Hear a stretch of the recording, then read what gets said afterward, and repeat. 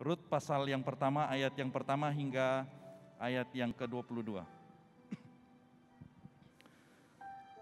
Pada zaman para hakim memerintah, ada kelaparan di tanah Israel. Lalu pergilah seorang dari Betlehem, Yehuda, beserta istrinya dan kedua anaknya, laki-laki ke daerah Moab untuk menetap di sana sebagai orang asing. Nama orang itu ialah Elimelek, nama istrinya Naomi, dan nama kedua anaknya Mahlon dan Kilion. Semuanya orang-orang Efrata dari Betlehem Yehuda. Dan setelah sampai di daerah Moab, diamlah mereka di sana. Kemudian matilah Elimelek, suami Naomi, sehingga perempuan itu tertinggal dengan kedua anaknya. Keduanya mengambil perempuan Moab, yang pertama bernama Orpa, yang kedua bernama Rut. Dan mereka diam di situ kira-kira 10 tahun lamanya. Lalu matilah juga keduanya, yakni Mahlon dan Kilion, sehingga perempuan itu kehilangan kedua anaknya dan suaminya. Kemudian berkemaslah ia dengan kedua menantunya dan ia pulang dari daerah Moab, sebab di daerah Moab ia mendengar bahwa Tuhan telah memperhatikan umatnya dan memberi makanan kepada mereka. Maka berangkatlah ia dari tempat tinggalnya itu bersama-sama dengan kedua menantunya. Ketika mereka sedang di jalan untuk pulang ke tanah Yehuda, berkatalah Naomi kepada kedua menantunya itu, "Pergilah, pulanglah masing-masing ke rumah ibunya. Tuhan kiranya menunjukkan kasih-Nya kepadamu, seperti yang kamu tunjukkan kepada orang-orang yang telah mati itu dan kepadaku. Kiranya atas kurnia Tuhan kamu mendapat tempat perlindungan, masing-masing di rumah suaminya." Lalu diciumnyalah mereka, tetapi mereka menangis dengan suara keras dan berkata kepadanya, "Tidak, kami ikut dengan engkau pulang ke bangsamu." Tetapi Naomi berkata, "Pulanglah anak-anakku, mengapakah kamu turut dengan aku? Bukankah tidak akan ada lagi anak laki-laki yang kulahirkan untuk dijadikan suamimu nanti? Pulanglah anak-anakku, pergilah, sebab sudah terlalu tua aku untuk bersuami. Seandainya pikirku ada harapan bagiku dan sekalipun malam ini aku bersuami, bahkan sekalipun aku masih melahirkan anak laki-laki, masakan kamu menanti sampai mereka dewasa? Masakan karena itu kamu harus menahan diri dan tidak bersuami? Janganlah kiranya demikian anak-anakku. Bukankah jauh lebih pahit yang aku alami daripada kamu, sebab tangan Tuhan teracung terhadap aku." Menangis pula mereka dengan suara keras. Lalu Orpa mencium mertuanya itu meminta diri, tetapi Rut berpaut padanya. Berkatalah Naomi, "Telah pulang iparmu kepada bangsanya dan kepada para allahnya. Pulanglah mengikuti iparmu itu." Tetapi kata Rut, "Janganlah desak aku meninggalkan engkau dan pulang dengan tidak mengikuti engkau. Sebab kemana engkau pergi, ke situ juga aku pergi. Dan di mana engkau bermalam, di situ juga aku bermalam. Bangsamulah bangsaku dan Allahmulah Allahku. Di mana engkau mati, aku pun mati di sana. Dan di sanalah aku dikuburkan. Beginilah kiranya Tuhan menghukum aku, bahkan lebih lagi daripada itu, jikalau sesuatu apapun memisahkan aku dari engkau selain daripada maut." Ketika Naomi melihat bahwa Rut berkeras untuk ikut bersama-sama dengan ia, berhentilah ia berkata-kata kepadanya, dan berjalanlah keduanya sampai mereka tiba di Betlehem. Tetapi ketika mereka masuk ke Betlehem, gemparlah seluruh kota itu, karena mereka dan perempuan-perempuan berkata, "Naomi kah itu?" Tetapi ia berkata kepada mereka, "Janganlah sebut sebutkan aku Naomi, sebutlah aku Mara, sebab Yang Maha Kuasa telah melakukan banyak yang pahit kepadaku. Dengan tangan yang penuh aku pergi, tetapi dengan tangan yang kosong Tuhan memulangkan aku. Mengapa kamu menyebut aku Naomi? Karena Tuhan telah naik saksi menentang aku, dan Yang Maha Kuasa telah mendatangkan malapetaka kepadaku. Demikian Naomi pulang bersama-sama dengan Rut, perempuan Moab itu, menantunya, yang turut pulang dari daerah Moab, dan sampailah mereka ke Betlehem pada permulaan musim menuai jelai. Inilah firman Tuhan. Syukur kepada Allah. Tuhan Allah Bapa kami yang di syurga, kami bersyukur padamu atas kemurahan, kebaikan dan anugerah-Mu yang begitu besar. Kami dapat berada di sini, mengangkat suara dan memuji nama-Mu.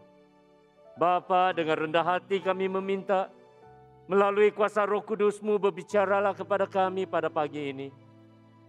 Ya Tuhan, ubahlah hidup kami, supaya hidup kami senantiasa berkenan di mata-Mu dan senantiasa menjadi berkat kepada orang lain. Ya Bapa, kami berserah saat ini kepadamu. Celikkanlah mata rohani kami, telinga rohani kami, jamalah hati kami, supaya kami yang mendengar, memahami, dan juga akan melakukan firman-Mu. Dan kami berdoa semuanya dalam nama Yesus Kristus, Juru Selamat kami. Yang percaya katakan, haleluya. Beri tepukan dan pujian pada Tuhan, haleluya. Selamat pagi saudara-saudari dalam Kristus. Dan Tuhan besertamu. Amin. Ya, sila duduk saudara-saudari. Untuk Anda semua yang juga merayakan Tahun Baru Cina, saya juga ingin mengucapkan selamat menyambut Tahun Baru Cina. Ya, Singnian Mongan. Ya, ada yang katakan kepadaku tadi, ya awal pagi tadi kongsi facainya. Oke, jadi selamat Tahun Baru. Ya, di dalam Tahun Baru ini dan juga lebih-lebih lagi dalam 2 hari ini, kita telah baca daripada surat kabar dan juga dengar dari berita bahwa wabak COVID ini sekali lagi telah pun meningkat dengan mendadak, dan di Sabah sendiri pun mengalami kes yang begitu banyak. Oleh itu kami mengambil langkah hati-hati seperti mana yang dinasihatkan dari pihak pemerintah. Jadi oleh itu saya juga ingin menggalakkan semua seperti mana yang Warden Saul telah pun umumkan tadi, mari kita senantiasa berhati-hati. Bukan saja di dalam gereja, tetapi di mana saja kita pergi. Kerana saya telah pun dimaklumkan bahwa banyak antara anggota-anggota gereja yang juga terjangkit dengan wabak COVID ini kebelakangan ini dalam 1 minggu ini, dan banyak yang juga kontak rapat, dan oleh itu saya juga di sini menasihatkan kita semua berhati-hati. Ada amin? Ya, dan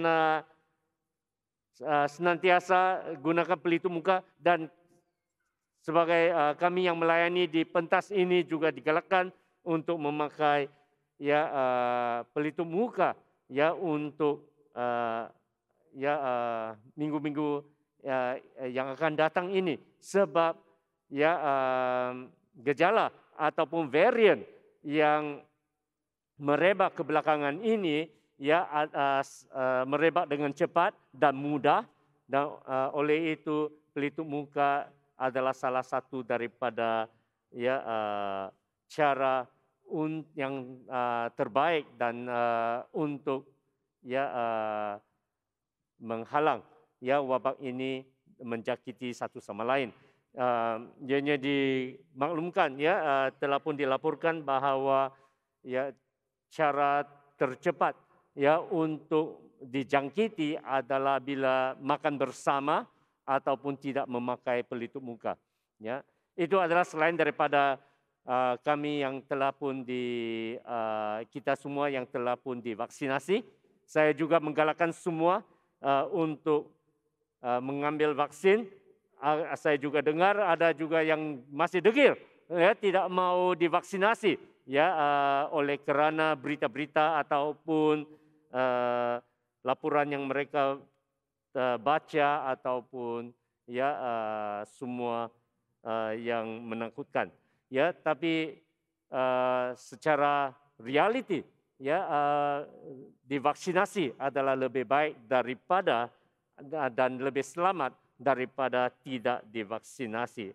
Jadi oleh itu, ya, berhati-hati semua, ya, tidak kira di mana kamu berada, dan lebih-lebih lagi kalau di luar, ya, bersama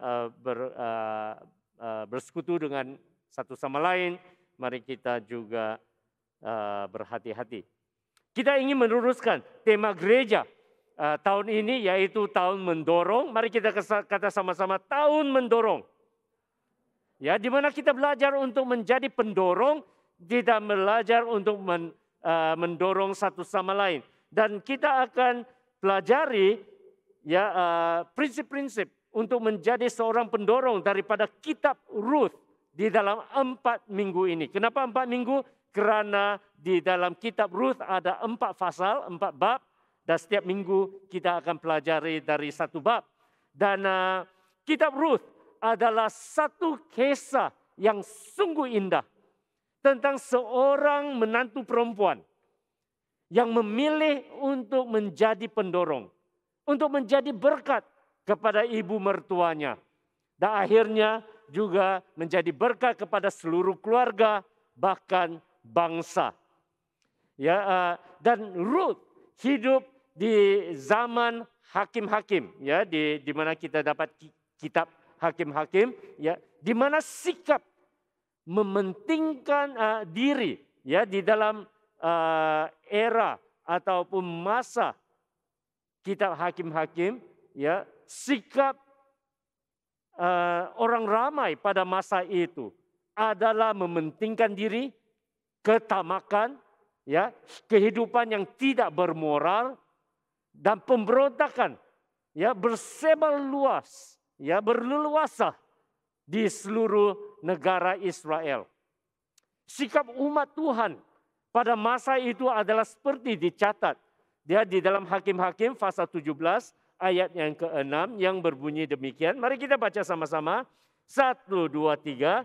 Pada zaman itu tidak ada raja di antara orang Israel. Setiap orang berbuat apa yang benar menurut pandangannya sendiri.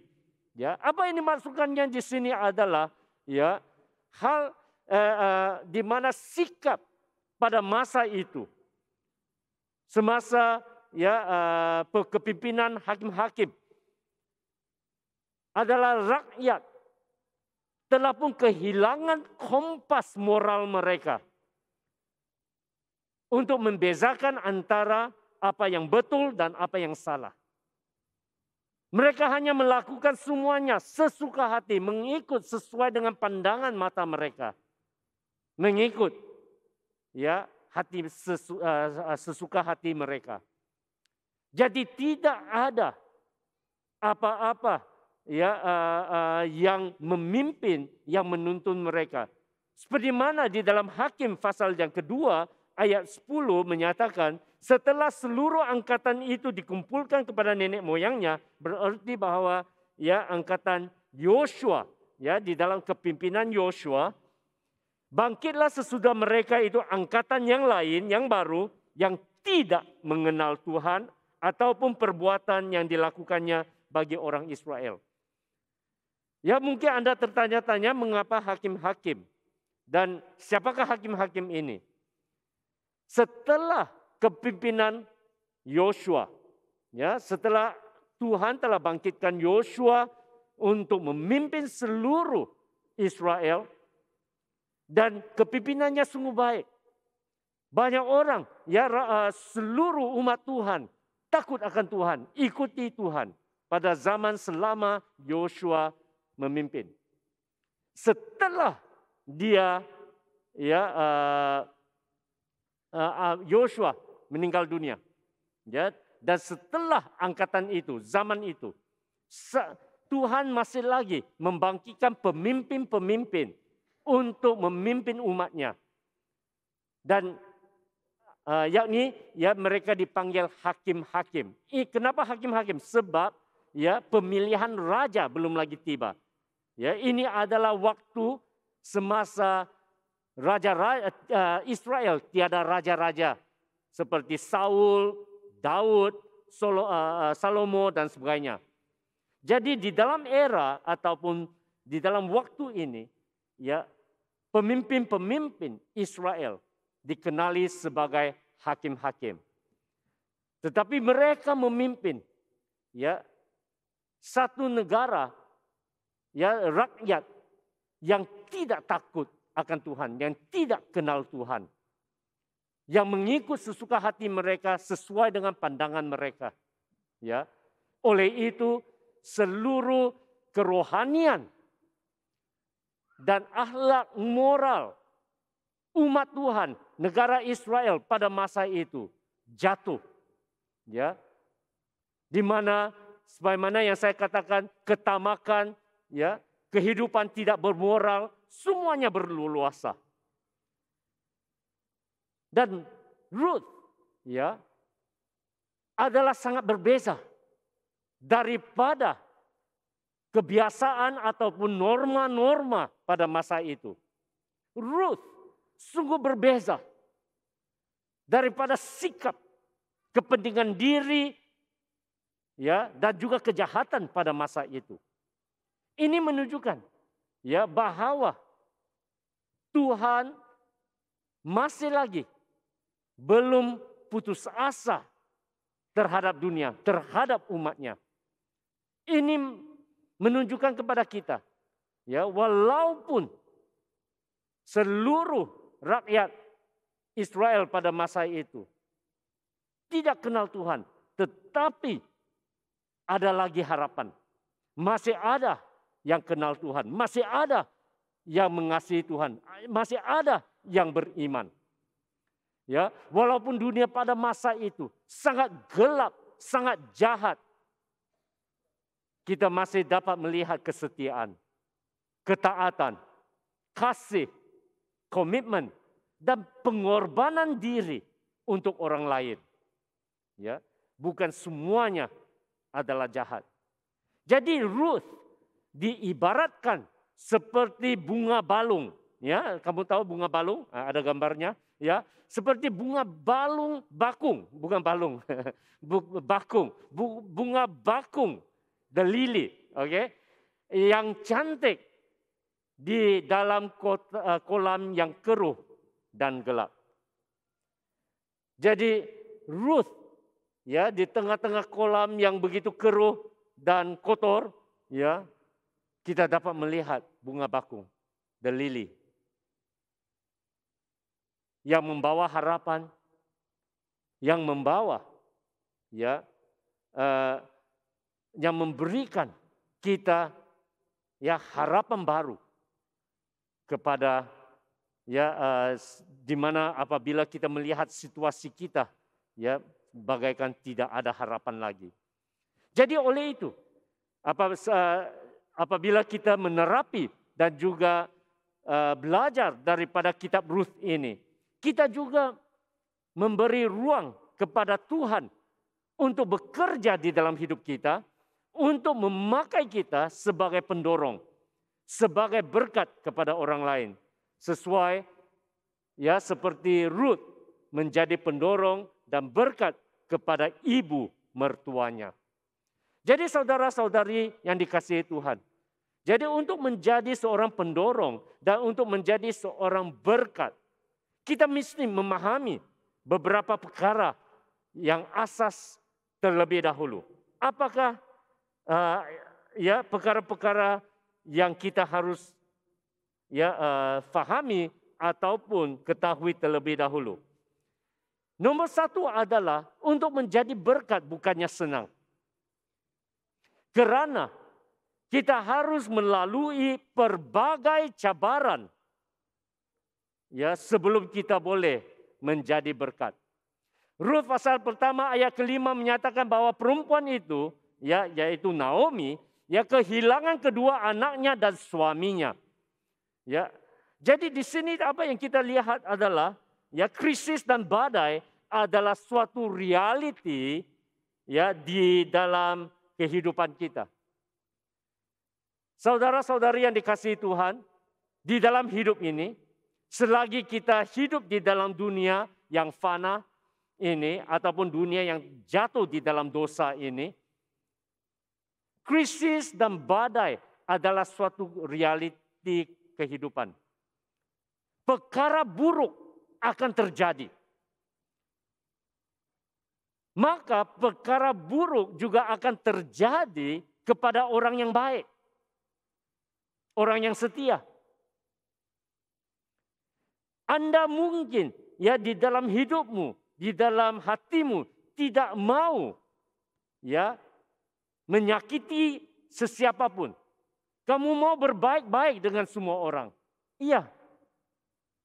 Kamu mungkin hidup bertujuan tidak mau menyakiti orang lain. Tetapi tidak ada jaminan bahwa orang lain tidak akan menyakiti kamu. Kamu mungkin berbuat baik kepada orang lain. Tetapi ianya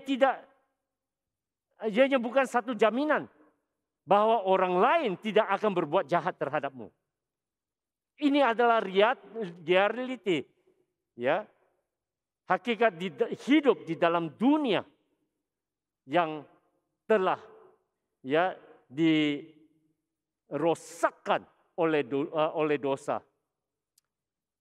Dan di dalam dunia yang telah jatuh ini, ya, semua akibat-akibat daripada dosa, ya, dialami oleh semua orang. Salah satu daripadanya adalah bencana alam. Ya.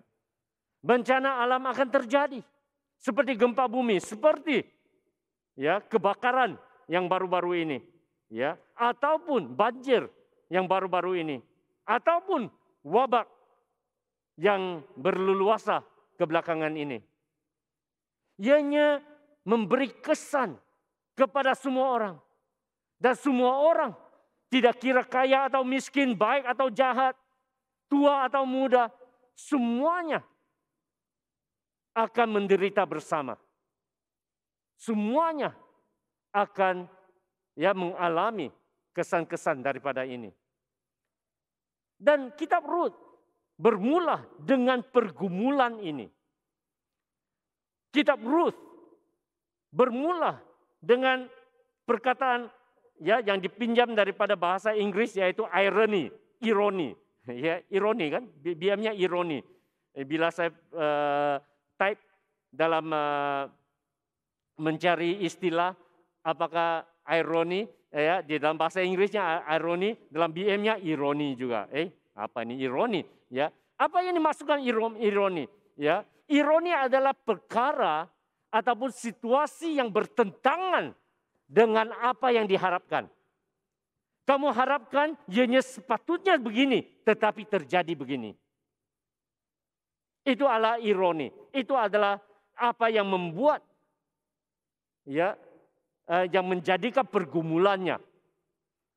Jadi kitab Rut ya kita harus memahami pergumulannya dulu supaya kita dapat melihat dan memahami segala yang Rut telah lakukan.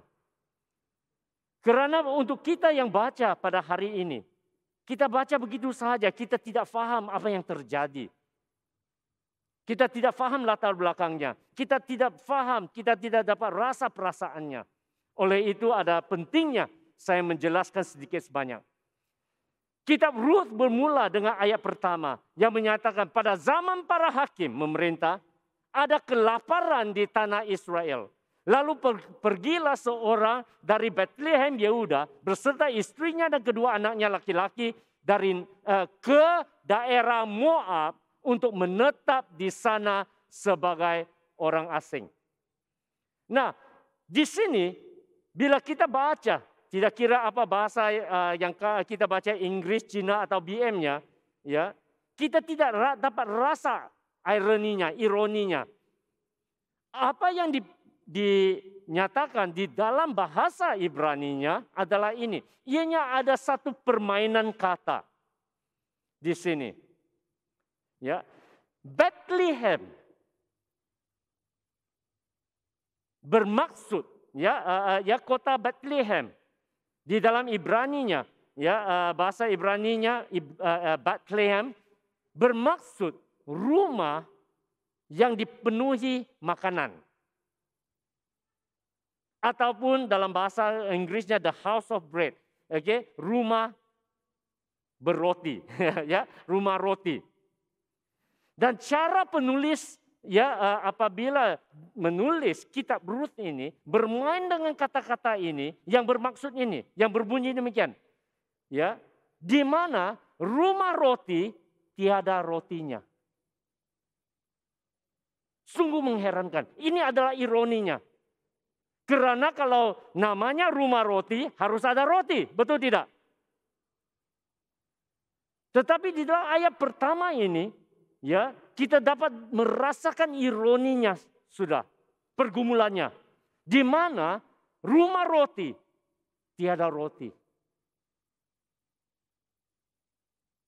Oleh itu, Elimelek meninggalkan rumah roti ini, menjelajah ke daerah seberang, ke Moab, untuk cari hidup yang lebih baik, yang baru. Dan ini membawakan ironi yang kedua. Apakah ironi keduanya? Ironi keduanya adalah ini. Ya, di mana Elimelek meninggalkan Bethlehem. Dan Bethlehem, ingat saudara-saudari, kita telah pun belajar daripada kitab Yosua sebelum ini. Tanah Bethlehem, tanah Israel adalah tanah perjanjian yang diberikan kepada Tuhan, daripada Tuhan kepada orang-orang Israel. Dan di sini, apa yang tidak masuk akal adalah Elimelek meninggalkan tanah perjanjian ke seberang. Bukankah mereka harus tetap menetap di dalam tanah perjanjian yang telah diberikan Tuhan kepada mereka? Jadi di sini ada pergumulan yang keduanya. Di mana Elimelek, seorang warga Bethlehem, meninggalkan bukan saja rumah roti, tetapi meninggalkan tanah perjanjian yang diberikan Tuhan pada mereka. Jadi di sini kita dapat melihat pergumulannya, kesusahan, kesukaran, dan juga apa yang telah terjadi yang memaksa mereka tidak menikmati apa yang sepatutnya harus dinikmati. Dan ini terjadi pada hidup kita juga, bukankah?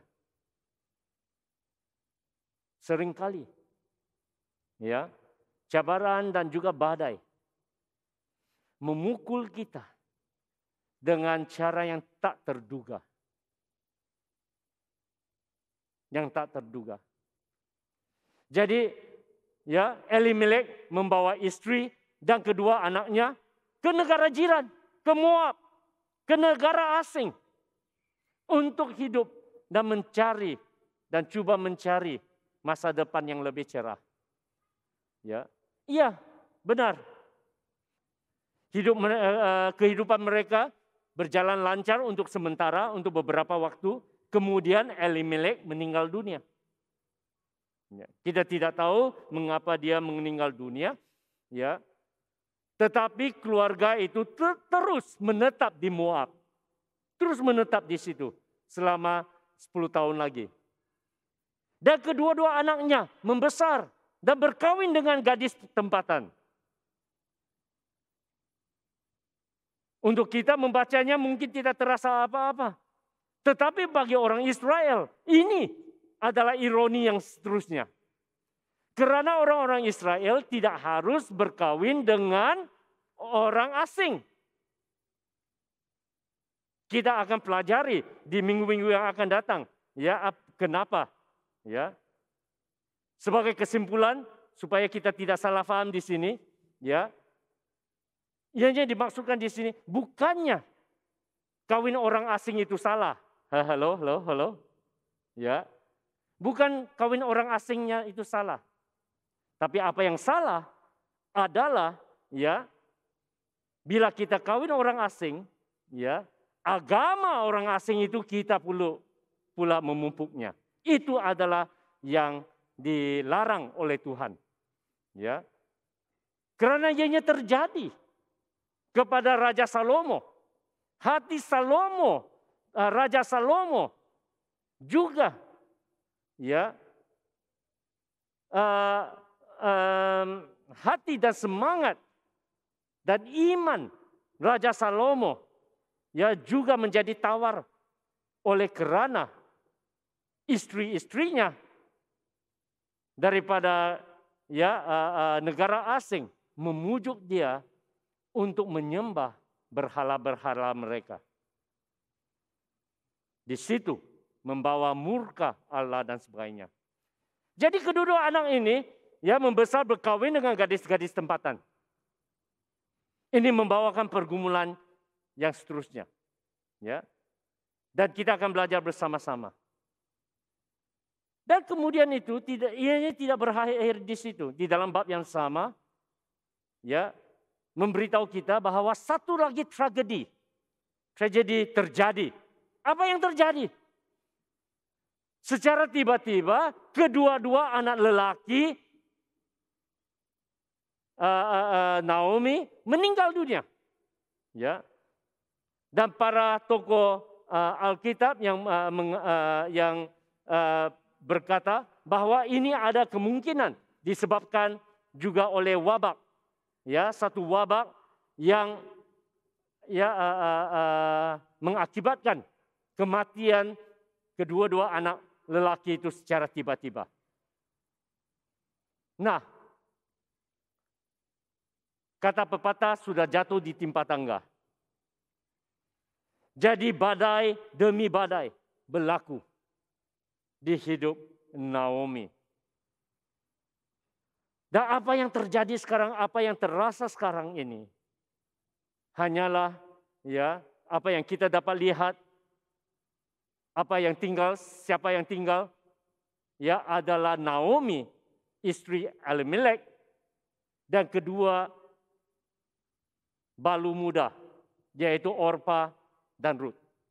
3 wanita, 3 balu. Pada masa itu di dunia modern ini ya hidup sebagai balu mungkin tidak seteruk dulu. Tetapi masa dulu kala lebih-lebih lagi di masa Rut ya untuk menjadi seorang balu.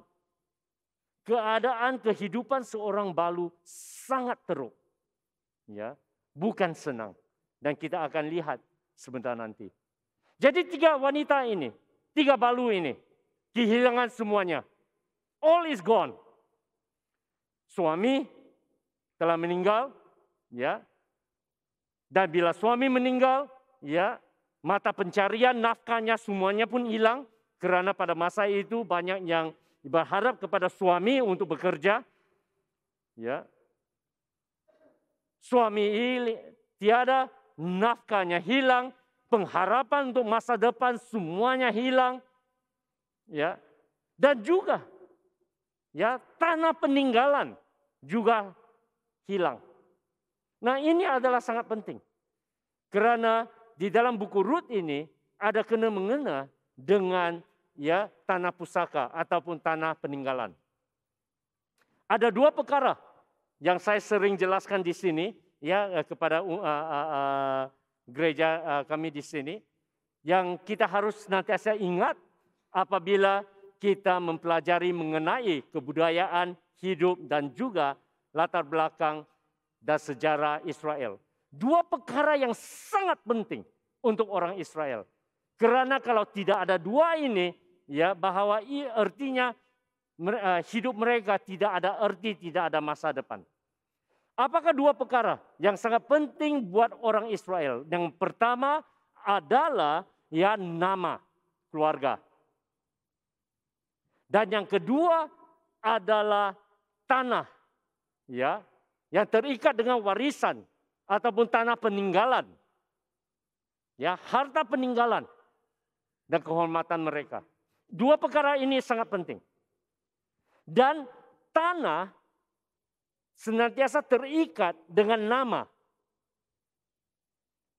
ya, karena tanah itu diwariskan, ya, kepada orang Israel.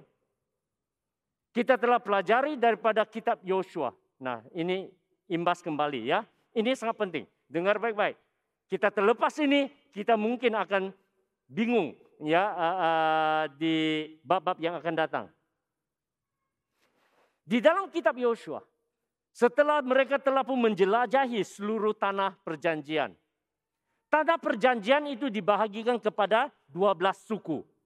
Ini adalah anak-anak Yakub. Jacob ya. Oke. Yaitu ya orang-orang Israel. 12 suku. Seluruh tanah perjanjian dibahagikan kepada 12 suku. Dan ini menjadi tanah pusaka mereka, tanah perjanjian, tanah peninggalan mereka.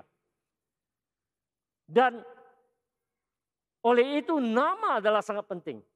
Karena namamu ya membuktikan bahwa kamu adalah sebahagian daripada suku itu. Selagi nama kamu tertera ya ataupun kamu dapat buktikan namamu ya kepunyaan daripada suku tertentu, kamu ada hak dan punya tanah di tempat itu, di kawasan itu. Tiada nama, tiada tanah. Paham? Dan tanah ini diwariskan atas anak lelaki, bukan anak perempuan. Ya. Seperti orang Cina juga. Orang Cina senantiasa wariskan harta benda, warisan mereka kepada anak lelaki. Tidak ada kepada anak perempuan. Kesian anak perempuan. Ya. Sebab pemikiran orang Cina adalah ya anak perempuan dikawinkan keluar ya kepada orang lain. Anak lelaki ya yang meneruskan nama keluarga. Nah, itulah warisan itu disambung di situ. Dan sama juga dengan orang Israel. Hanya anak lelaki yang dapat diwariskan. Jadi untuk mempunyai anak lelaki untuk orang Israel adalah sangat penting.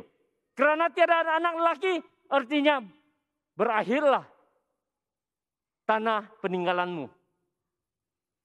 Ya.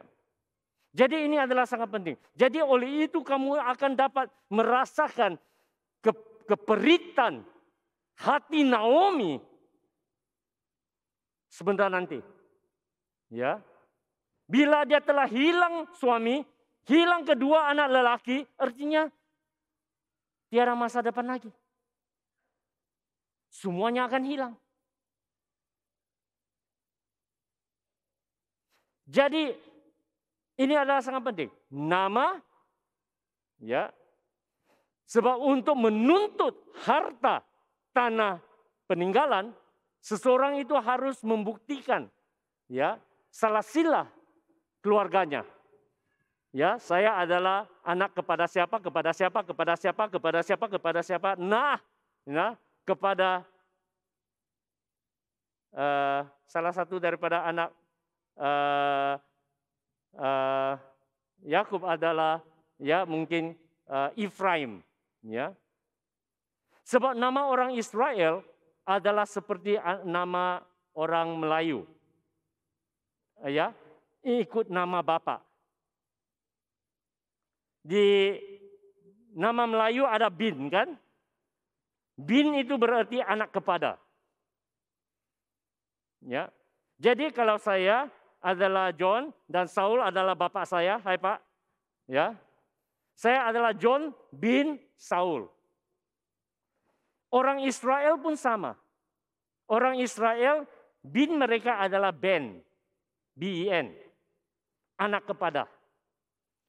Jadi saudara kami harus berurusan. Ya.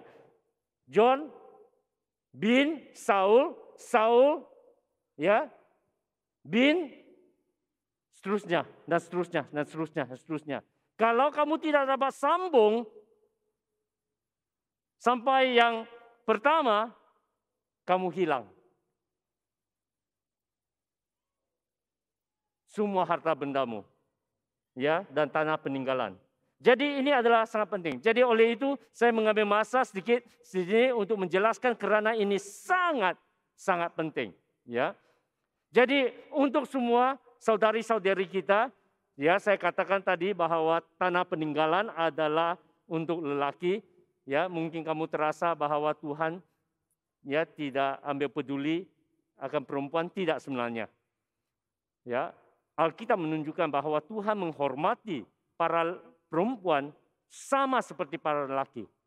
Bahkan Alkitab juga mencatatkan bahwa Tuhan, ya, Alkitab memuji, ya, para wanita tertentu lebih daripada para lelaki. Dan di dalam kitab Ruth kita juga akan pelajarinya di hari kelak. Ya, jadi oleh itu, ya, apa yang kita dapat lihat di sini, ya, ada dan kembali kepada kitab di sini, ya, berbalik kepada petikan ini, kita mesti pahami.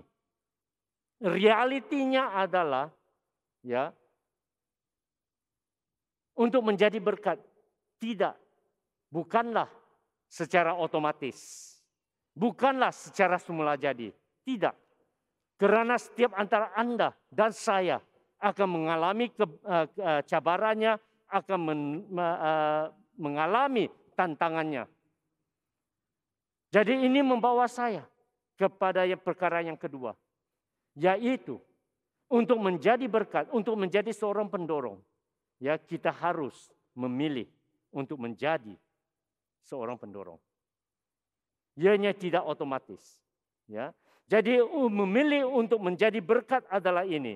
Dan Ruth, firman Tuhan berkata, lalu Orpa mencium mertuanya itu dan minta diri, tetapi Ruth tetap berpaut kepadanya.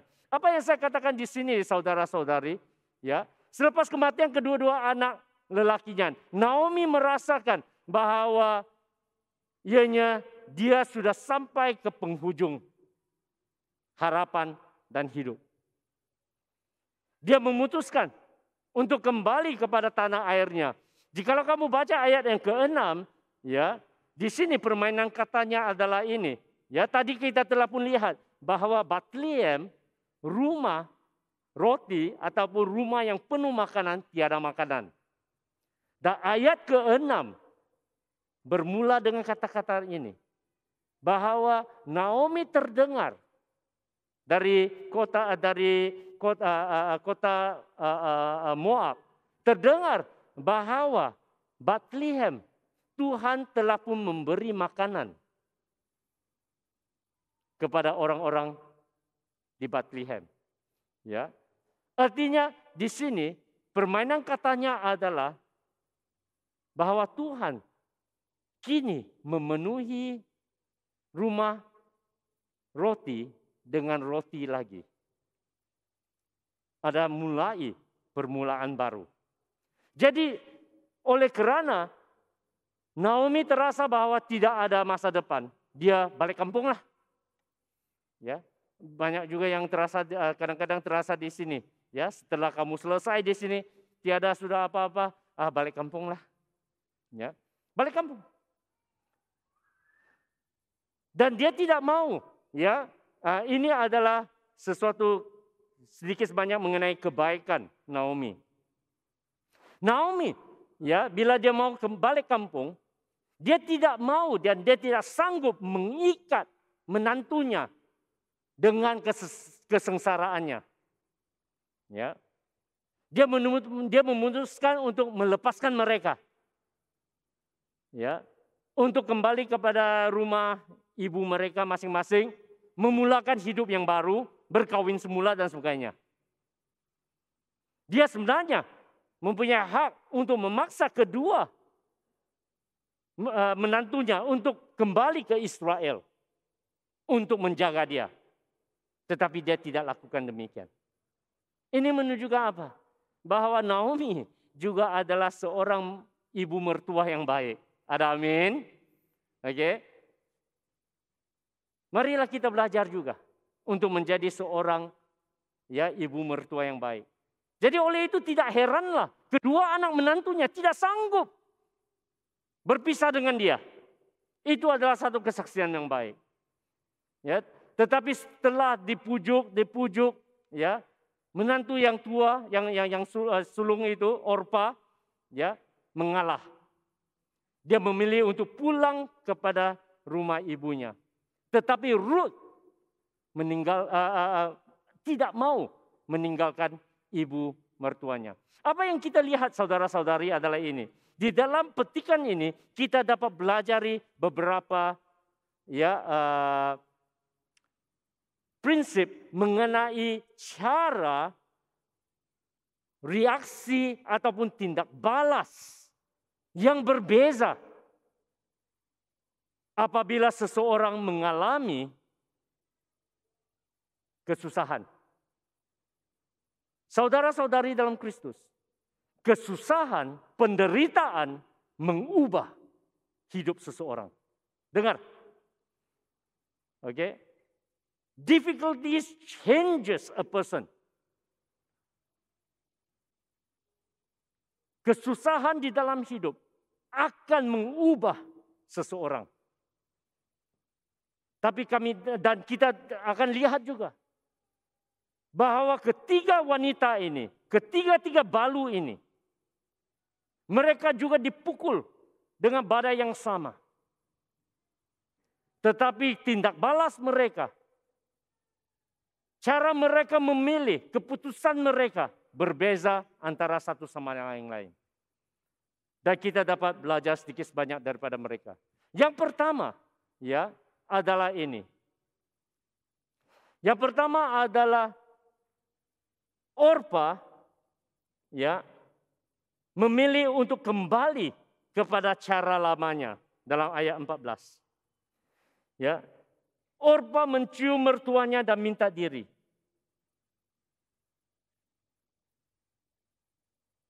Ini adalah yang pertama. Alkitab mengatakan bahwa Orpa pulang kepada bangsanya dan kepada para allahnya.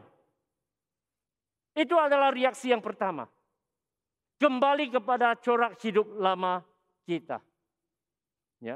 Malangnya kita juga melihat hal yang sama di kalangan orang Kristen hari ini. Di mana apabila badai melanda, apabila mereka mengalami kesusahan, penderitaan di dalam hidup, mereka akan kembali kepada cara ataupun tabiat lama mereka. Seperti merokok, minum arak, berjudi, mengambil dadah, dan sebagainya. Itu yang telah pun mereka tinggalkan dulunya bila mereka mengenal Tuhan. Tetapi sekarang ini, apabila kesusahan melanda, kecenderungan mereka adalah kembali kepada semuanya ini. Bila kamu tanya mereka, kenapa merokok kembali? Stres. Ada yang kembali. Lebih-lebih lagi di antara orang-orang Cina. Ada yang kembali kepada agama lama mereka. Mereka mulai cari tilik nasib semula. Mereka mulai melihat feng shui lagi. Dan banyak lagi kepercayaan yang dulunya mereka setelah tinggalkan, sekarang mereka mengandalkan kembali. Daripada terus mempercayai Tuhan dan bertekun, mereka berpaling daripada Tuhan. Mereka mempunyai pemikiran dan sikap ini. Mereka kata, kalau Tuhan tidak peduli saya, mengapa saya perlu peduli Tuhan? Itu adalah reaksi yang pertama. Kembali kepada cara lama, hidup lama. Orpah, ya, yang menyediakan, ya, menantu yang sulung berbuat demikian. Reaksi ataupun pilihan kedua yang kita dapat lihat daripada Naomi adalah kepahitan. Saya telah kata tadi bahwa ya, penderitaan, kesusahan akan mengubah seseorang. Dapat mengubah seseorang. Dan kesusahan, penderitaan, dan malapetaka yang telah dialami oleh Naomi mengubah dia menjadi pahit. Dengan kata-kata Naomi sendiri, dia mengatakan, sebab tangan Tuhan teracung terhadap aku. Dan dia kata pada orang lain, jangan sebutkan namaku Naomi, sebutlah aku Mara. Sebab yang Maha Kuasa telah melakukan banyak yang pahit terhadap aku. Dengan tangan yang penuh aku pergi. Ya, apa yang dimasukkannya? Bila dia meninggalkan Bethlehem pada masa itu, dia masih ada suami dan 2 anak. Tetapi dengan tangan kosong, Tuhan memulangkan aku. Mengapa kamu menyebutkan aku Naomi? Karena Tuhan telah naik saksi menentang aku. Dan yang Maha Kuasa telah mendatangkan malapetaka kepada aku. Wow. Boleh kamu rasa keperitan dan kepahitan hatinya? Naomi melihat kesengsaraannya sebagai suatu penghakiman dan ketidakadilan Tuhan terhadapnya. Namanya Naomi sebenarnya, ya, Naomi berarti manis, ya, manis, ya. Naomi, sweet, ya. Seperti ada yang kita namakan anak-anak kami si manis, oh hai manis, ya, dan sebagainya. Namanya manis. Tetapi dia mau dipanggil Mara. Apa itu Mara? Bukan marah ya dalam bahasa Malaysia. Mara dalam bahasa Ibrani-nya adalah pahit. Apa yang dia katakan pada kita adalah, ya, kenapa panggil aku manis? Panggil aku pahit. Karena itu adalah hidup aku. Mana ada manisnya? Keperitan dan kepahitan saja yang kamu dapat lihat di sini. Itu adalah apa yang terjadi kepada si Naomi. Kesian kan? Dan hari ini, perkara yang sama juga terjadi di kalangan orang-orang Kristen. Apabila musibah ataupun bencana berlaku, mereka menjadi pahit. Mereka menyalahkan Tuhan dan menyalahkan orang lain atas kesengsaraan mereka, kesusahan mereka, penderitaan mereka. Mereka menutup hati terhadap semua orang. Mereka menolak orang lain daripada hidup mereka. Hidup mereka terus merungut di dalam kepahitan. Dan kepahitan ini, keperitan ini memakan jiwa, raga mereka. Dan malangnya, dengar saudara, malangnya banyak orang, termasuk orang Kristen, yang kekal seperti itu di dalam kepahitan sehingga mereka meninggal. Sedih, sungguh sedih.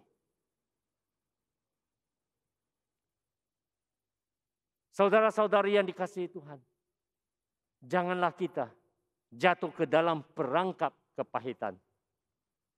Karena kepahitan ini akan memakan kita hidup-hidup. Amin saudara.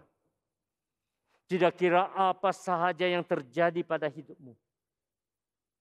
Marilah kita belajar untuk tidak. Yang pertama, jangan salahkan Tuhan. Dan yang kedua, jangan salahkan orang. Ketiga, jangan salahkan diri juga. Banyak orang yang menyesal, menyangka mereka adalah sumber kepahitan itu. Tidak. Ya, penderitaan mungkin terjadi. Malapetaka, musibah mungkin terjadi dalam hidup kita. Tetapi kita boleh memilih yang ketiga. Yang sangat berbeza daripada Orpa, yang sangat berbeza daripada Naomi, yaitu belajar memilih. Yang ketiga seperti Ruth, yaitu dia memilih untuk terus percaya kepada Tuhan. Mari kita kata sama-sama, percaya pada Tuhan. Kata sekali lagi, percaya pada Tuhan. Ya, kita dapat lihat ini di dalam Ruth. Ya, dia memilih untuk mempercayai Tuhan. Dia berkata pada Naomi di dalam ayat 15 dan ayat yang ke-6. Mari kita baca sama-sama 16 dan ke-17. Mari kita baca sama-sama. 1, 2, 3. Janganlah desak aku meninggalkan engkau dan pulang dengan tidak mengikuti engkau. Sebab kemana engkau pergi, ke situ juga aku pergi. Dan di mana engkau bermalam, di situ juga aku bermalam. Bangsamulah bangsaku dan Allahmulah Allahku. Di mana engkau mati, aku pun mati di sana. Dan di sanalah aku dikuburkan. Beginilah kiranya Tuhan, yaitu Yahweh, menghukum aku. Bahkan lebih lagi daripada itu, jikalau sesuatu apapun memisahkan aku dari engkau, selain daripada maut. Ini adalah daripada kata-kata Ruth. Ya, dia memilih untuk percaya Tuhan. Lebih tepat lagi, ya, kepada Yahweh, di mana nama Yahweh dipanggilnya. Nama Allah Israel dipanggilnya. Nah, Anda harus pahami di sini. Ruth adalah seorang Moab. Dan dewa ataupun Tuhan Moab adalah Chemosh, yaitu dewa ikan. Itu adalah dewa di mana orang-orang Moab menyembah. Tetapi di dalam kedua ayat ini, kita telah melihat bahwa iman Ruth bukannya di dalam Allahnya ataupun dewanya, tetapi kepada Allah. Kepada Yahweh, Tuhan yang Esa. Allah yang orang-orang Israel percaya. Allah Naomi, Allah suaminya. Yang dia telah pun sendiri percaya. Saya ingin menyerahkan satu perbezaan yang menakjubkan di sini. Nah, dengar baik-baik. Dan ini adalah sangat penting. Ya. Di mana daripada kata-kata Ruth ini menunjukkan kepada kita bahwa Ruth lebih percaya kepada Tuhan yang dia kenali daripada Naomi sendiri. Kamu paham?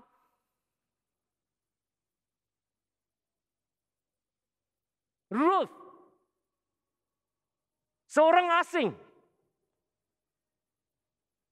yang telah pun percaya kepada Tuhan oleh kerana suami dan juga mama mertuanya, Naomi, kini mempunyai iman yang lebih teguh, lebih kuat daripada Naomi sendiri yang sejak dari kecil telah percaya kepada Tuhan. Yang sekarang menjadi pahit, yang menjadi perit, yang menyalahkan Tuhan atas segala musibah yang dia alaminya. Heran kan? Heran kan? Jadi kamu dapat melihat perbezaan dan apa yang penderitaan dapat mengubah seseorang. Naomi, seorang yang percaya, menjadi seorang yang pahit. Tetapi Ruth tidak terpengaruh oleh segala yang terjadi. Imannya terus berpaut kepada Tuhan. Dia terus percaya. Saudara-saudaraku yang dikasihi, dalam masa-masa ujian, masa-masa pencobaan, Anda dan saya ada 3 pilihan. Sama ada yang pertama kita kembali ke cara yang lama, ataupun cara kedua kita menjadi pahit dan perit, atau yang ketiga kita terus mempercayai Tuhan untuk membawa kita melewati ataupun melalui semua ujian ini. Saya mendorong kita untuk memilih yang ketiga, untuk menjadi berkat. Disitulah Ruth memilihnya. Dia memilih untuk menjadi berkat. Daripada ayat yang kita baca tadi, ini menunjukkan keberanian. Nah, untuk memilih menjadi berkat di tengah-tengah badai, untuk menjadi pendorong di tengah-tengah kesusahan, memerlukan keberanian. Semua kata keberanian. Keberanian untuk mempercayai Tuhan. Daripada kata-kata Ruth sendiri, ayat 16 dan 17, ada 3 perkara yang kita dapat lihat apa yang diungkapkannya. Apa yang diungkapkannya di situ adalah yang pertama, dia kata, janganlah desak aku meninggalkan engkau. Inilah adalah ungkapan kasihnya. Yang kedua, dia kata pada ibu mertuanya, kemana engkau pergi? Di Siklu jugalah aku pergi. Ini adalah ungkapan kesetiaannya. Dan yang ketiga, Allahmu adalah Allahku. Inilah adalah kesaksian ungkapan imannya. Dapatkah kita kata 3 perkara yang sama ini di dalam hidup kita semasa kita melalui kesusahan? Saya ingin mengatakan kepada Anda di sini, sebelum saya berakhir, bahwa untuk menyaksikan ataupun mengikut secara cara Ruth, perlu iman dan keberanian. Ruth memilih untuk berdiri teguh, walaupun di tengah-tengah kesusahan. Anda dan saya mempunyai keistimewaan hari ini untuk dapat baca kitab Ruth dari mula hingga akhir. Artinya kita tahu apa yang terjadi di permulaan dan kita juga telah tahu apakah penamatannya ataupun kesudahannya. Tetapi kamu harus ingat, Ruth pada masa itu, dia tidak ada keistimewaan seperti Anda dan saya. Dia tidak dapat melihat penghujungnya seperti kamu dan saya dapat membacanya hari ini. Hari ini kita baca bahwa Allah berkenan dengan Ruth. Dan memberkati Ruth atas imannya. Dan yang lebih senang untuk kita katakan, dan saya khotbahkan, untuk ikut seperti Ruth. Tetapi kamu harus paham sesuatu. Ruth pada masa itu, di tengah-tengah badai, dia tidak tahu penghujungnya. Dia harus, karena apa yang di depannya semua adalah gelap. Dan di dalam kegelapan ini, dia harus mempunyai iman dan keberanian untuk memilih. Bukan senang. Bukan senang. Untuk Ruth, itu adalah satu keputusan yang dia harus ambil. Ini adalah keputusan hidup dan mati. Saya ingin katakan kepada Anda semua. Untuk Ruth pada masa itu memilih mengikuti Naomi, balik ke kampung asal Naomi. Adalah lebih susah Masanya lebih suram. Sebenarnya tidak ada masa depan kalau dia ikut mertuanya. Dibandingkan dengan kakak iparnya, yaitu Orpa. Orpa dapat memulakan hidup yang baru. Mungkin berkawin semula. Tetapi untuk Ruth mengikut mama mertuanya kembali kepada kampung asalnya, dia tidak ada. Sama sekali tidak ada harapan. Mengapa? Saya ingin katakan di sini, yang pertama, di semasa dia ikut ibu mertuanya kembali ke tanah Israel, Ruth menjadi orang asing. Kamu paham? Dan kita tahu bagaimana orang asing dilihat ataupun diperlakukan di negara asing mereka. Kita tidak perlu lihat apa yang terjadi di Israel. Lihat saja Malaysia. Bagaimana orang-orang Indonesia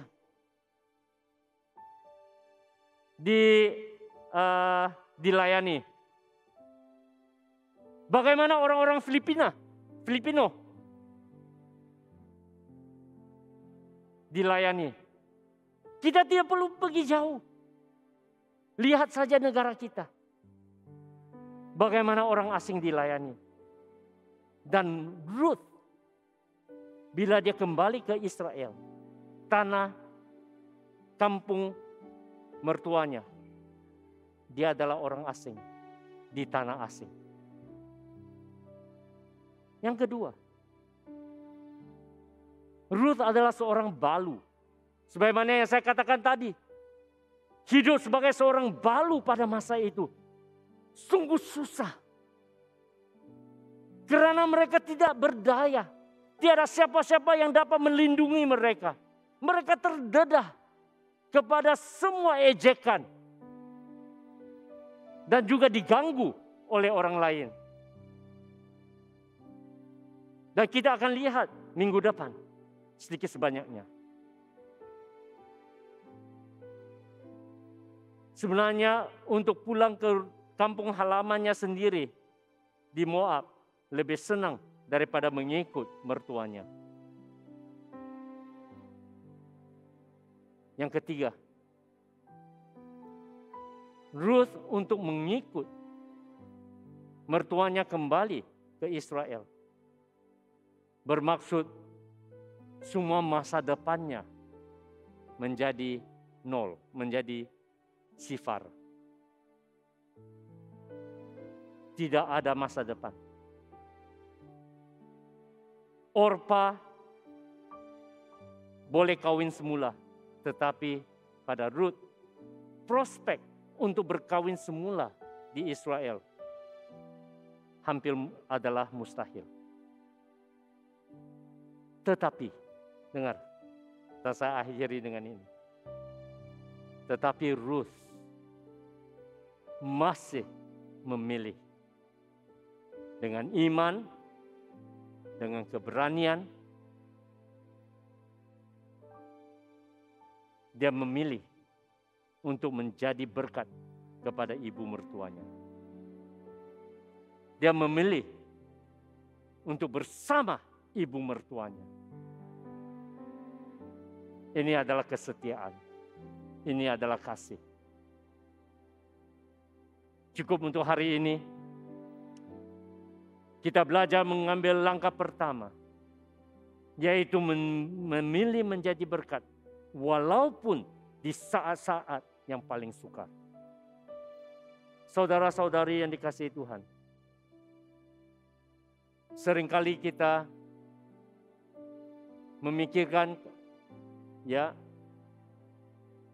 untuk menjadi berkat, tunggulah sehingga saya menjadi kaya, hidup senang, semuanya tidak ada masalah, lebih senang untuk saya menjadi berkat pada orang lain. Kita senantiasa pikir begitu. Kita senantiasa berpikir, saya sendiri pun susah, macam mana tolong orang? Betul tak? Sendiri pun tidak cukup makan. Mau tolong orang lain. Itu senantiasa pemikiran kita. Tetapi daripada kitab Rut kita pelajari satu pelajaran besar. Kamu tidak perlu menjadi orang kaya untuk menjadi berkat. Amin saudara. Anda tidak perlu menjadi orang kaya untuk menjadi berkat. Karena di mana kita berada dan semua keberadaan kita, selagi hati kita sudi dan rela menjadi berkat, Tuhan akan memungkinkan, akan mencukupkan. Ada amin? Mari kita bangkit berdiri.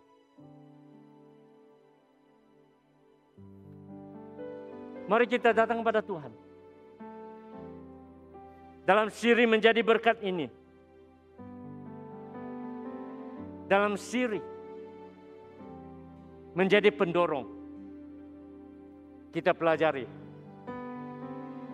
Seperti Ruth. Bunga bakung. Ya, bukan bunga balung ya. Bunga bakung di tengah-tengah kolam yang keruh. Mari kita bersinar untuk menjadi berkat. Mari kita menyanyi lagu ini sebagai respon. Berserah pada Tuhan dan kata pada Tuhan, Tuhan saya mau belajar menjadi seorang pemberkat.